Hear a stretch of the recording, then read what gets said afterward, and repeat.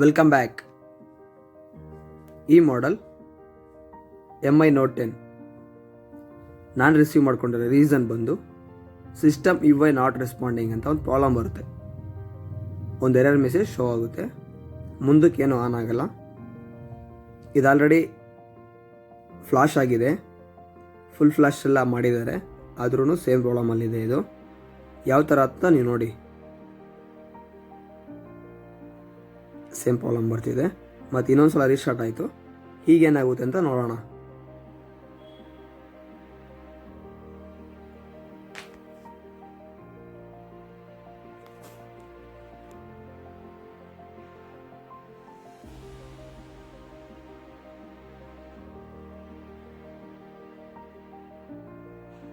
ಮತ್ತೆ same repeat ಆಯಿತು.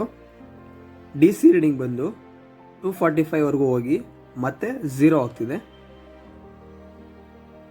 ಈಗ ಇದನ್ನು CPU ರೀಬಾಲಿಂಗ್ ಪ್ರೋಸೆಸ್ ಮಾಡೋಣ.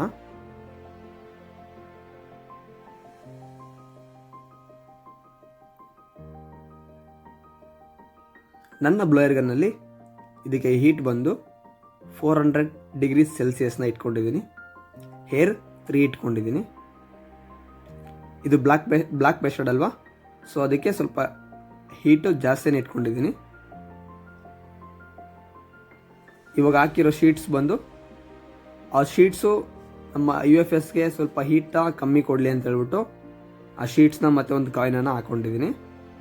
ಹೋದ ಸಲ ವಿಡಿಯೋದಲ್ಲಿ ಒಬ್ಬರು ನನಗೆ ಕಾಲ್ ಮಾಡಿ ಕೇಳಿದರು, ಯಾಕೆ ಸರ್ ನೀವೆಲ್ಲ ಕಾಯಿನ್ ಇಟ್ಟಿದ್ದೀರಾ ಅಂತ.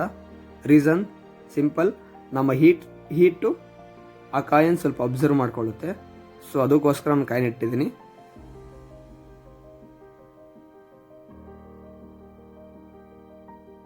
ಕಂಪ್ಲೀಟ್ಲಿ ಸೈಡಲ್ಲಿರೋ ಗ್ಲೂನ ಕಟ್ ಮಾಡ್ಕೊಂಡ್ಲೇಬೇಕು, ಇಲ್ಲಾಂದರೆ ಸುತ್ತಮುತ್ತ ಇರೋ ಕೆಪಾಸಿಟರ್ಸು ICs ಎಲ್ಲ ರಿಮೂವ್ ಆಗಿಬಿಡುತ್ತೆ. ಇಲ್ಲಾಂದರೆ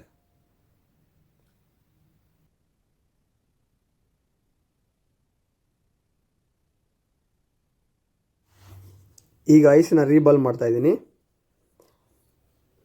ನಿಮಗೆ ರೀಬಾಲಿಂಗ್ ಬಗ್ಗೆ ವೀಡಿಯೋಸ್ ಏನಾದರೂ ಬೇಕು ಅಂದರೆ ನೀವು ಕಾಮೆಂಟಲ್ಲಿ ಮೆನ್ಷನ್ ಮಾಡಿ ಯಾವ ರೀತಿ ನಿಮಗೆ ವೀಡಿಯೋಸ್ ಬೇಕು ಅಂತ. ಕಂಪ್ಲೀಟ್ಲಿ ನಾನು ಒಳ್ಳೆ ಕಂಟೆಂಟ್ನ ಕೊಡಬೇಕು ಅಂತ ಅಂದ್ಕೊಂಡಿದ್ದೀನಿ, ಫ್ರೀ ಆಫ್ ಕಾಸ್ಟಲ್ಲಿ. ನೀವು ಯಾವ ರೀತಿ ಏನು ಕಲಿಬೇಕಂದ್ರೂ ನನಗೆ ಮೆನ್ಷನ್ ಮಾಡಿ, ನಾನು ಕಲ್ತಿರೋ ನಾಲೆಡ್ಜ್ನ ನಿಮಗೆ ಶೇರ್ ಮಾಡೋಕ್ಕೆ ಯಾವಾಗಲೂ ರೆಡಿ ಇರ್ತೀನಿ ನಾನು. ನೀವು ಮೆನ್ಷನ್ ಮಾಡೋದು ಮಾತ್ರ ಮರಿಬೇಡಿ.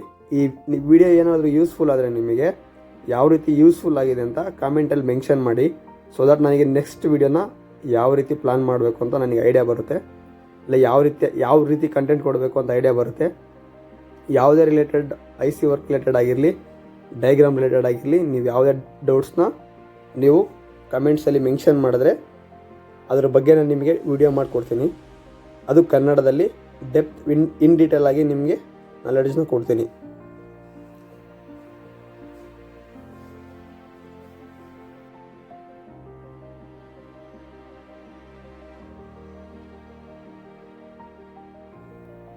ರೀಬಾಲಿಂಗ್ ಕಂಪ್ಲೀಟ್ ಆದಮೇಲೆ ಈಗ ICನ ಇನ್ಸ್ಟಾಲ್ ಮಾಡೋ ಟೈಮು ನೋಡಿ. ಎಲ್ಲ ನೀಟ್ ಆ್ಯಂಡ್ ಕ್ಲೀನಾಗಿ ಮಾಡ್ಕೊಂಡಿದ್ದೀನಿ.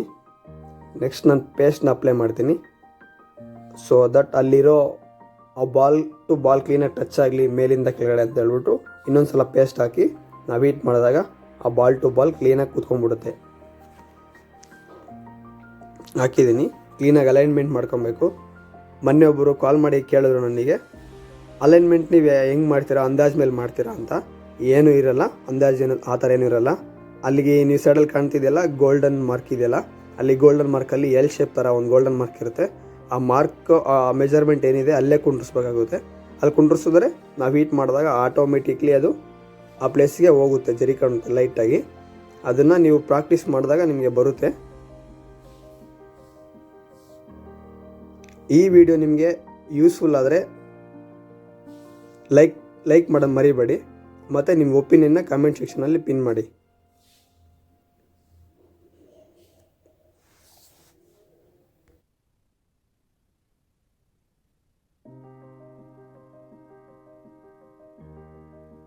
CPU ಕಂಪ್ಲೀಟ್ಲಿ ಇನ್ಸ್ಟಾಲ್ ಆದಮೇಲೆ ಈಗ ಬೋರ್ಡ್ಗೆ ಫಿಕ್ಸ್ ಮಾಡ್ತಾ ಇದ್ದೀನಿ.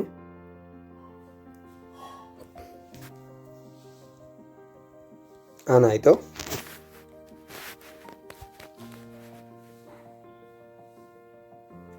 ಕಂಪ್ಲೀಟ್ಲಿ ಆನ್ ಆಗುತ್ತಾ ನೋಡೋಣ. ಎಸ್, ಕಂಪ್ಲೀಟ್ಲಿ ಆನ್ ಆಯಿತು.